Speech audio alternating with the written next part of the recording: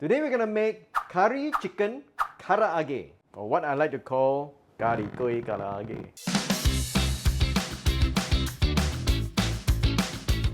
Everybody loves karaage, it is delicious, it is so easy to eat, but today I'm going to give it a little bit of a twist by spicing it up with some local curry chicken flavor. Okay, let's start. We need 2 chicken thigh. This is boneless chicken thigh, which I'm going to take off the skin. If you want the skin, you can keep the skin, but I find that with karaage, when you have the skin on, it does make it a little bit more flimsy, you know. So we're going to cut up the chicken thigh into about 2 to 2.5 centimeter cubes.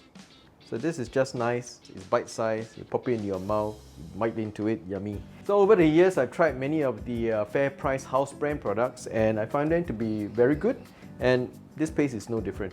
So it will give you that traditional classic kalikoi flavor, right, that we all love. Now, all you need to do is to put in the curry paste.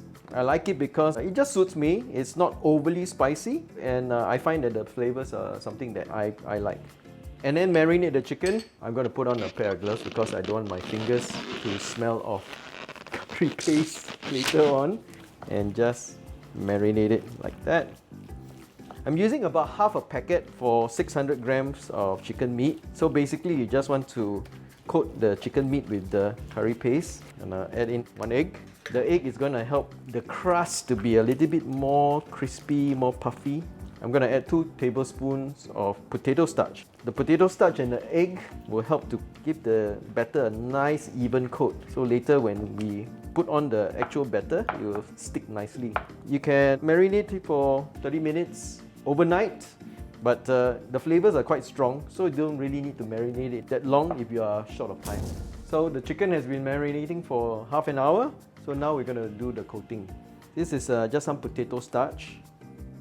I'm going to add a little bit of baking powder. The baking powder will help it be a little bit more crispy. We're going to just add the chicken in. So the reason I'm using this is so that I can do that. So the next step is to just lay your chicken on a tray. You need to leave it about 10 minutes or so that the gravy and the potato starch will be able to just come together. As you can see, the starch has already absorbed the curry paste. That's what we want because we want to eat a crust that is full of flavor, right? So it's important for the flour and the curry paste to come together because first of all, when you deep fry, you don't want all the dry flour to go into the oil. You make the oil very dirty and it will burn quickly. Then secondly and more importantly, when you eat it, the crust will have the flavor of the curry paste. And thirdly, when you deep fry it, it'll be nice and golden instead of having a white flour on the outside. So if you still see a little bit of flour, you can just spray on a bit of water like this. The water will make sure that the dry flour become wet flour. To make it even more flavorful, I'm going to add some curry leaf into the oil. The oil will take on the curry leaf flavor, and then when you fry the chicken karaage, you're going to have that nice, yummy flavor that we all love. The leaves are ready.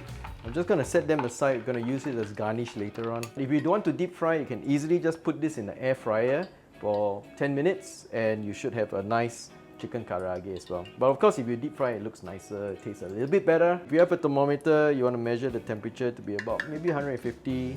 If you don't have a thermometer, you can always use a chopstick. You put the chopstick in, and if you see little bubbles coming out from the side, then your oil is hot enough. I'm going to be using a skewer. I find that this is the easiest way to put the chicken in. If you want to time it, it will be about 3 minutes. But if you just want to eye it, what you're going to look for is, you'll see there's a lot of bubbles coming out. And once the bubbles start to settle down and get small little gentle bubbles, we know it's ready to take out. Light golden brown. So I finished the first stage of deep frying. As you can see, the oil is still relatively clean. We're going to heat up the oil to about 180 to 190 degrees and we're going to give it a second fry. Round 2. Now the first batch of chicken, which has already been fried at 140, 150, the inside is all cooked. But this second stage of frying is going to crisp up the outside. So when it's resting on the rack, what's happening is all the water vapor has got the chance to escape. So when water vapor escapes, your skin is going to be a little bit soggy. So the next fry is going to really crisp out the outside. So this is the secret to deep frying. I'm going to cook in small batches. So careful. You can see that it's very, very vigorous, but it only will take about 30 seconds to a minute. Make sure you don't overdo it. Okay, so when it's golden brown like this, it's done. The Tata chef always like to say you pull up the heat in order to drive all the oil out. I'm a bit skeptical, but actually it does work lah. Okay, so all the deep frying is done. See, the oil is still relatively clean. You want to make sure that the oil temperature doesn't go above 200, yeah? Because the smoke point of all these seed oils are about 232. If you exceed 232, the oil is going to oxidize, so that's not very good. So make sure you keep your temperature control very, very tight. Wow, I wish you could be here to smell it. The smell of the curry chicken paste make you jump over the wall to kind of eat. Nice and golden brown, partly because of the curry paste and partly because you deep fried it perfectly. And then finally, curry leaves. And there you have it, curry chicken karaage.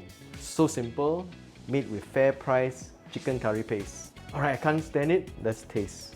I'm going to put a piece of curry leaf on it and eat it together. Chicken karaage with a difference.